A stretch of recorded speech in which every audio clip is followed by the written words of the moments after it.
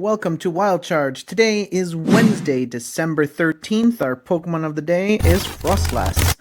It spits out cold air nearly negative 60 degrees Fahrenheit to freeze its quarry. It brings frozen prey back to its lair as it neatly lines them up. Ooh, cold and scary for sure.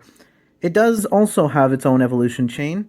Starts off as a Snorunt, then becomes Frostlass.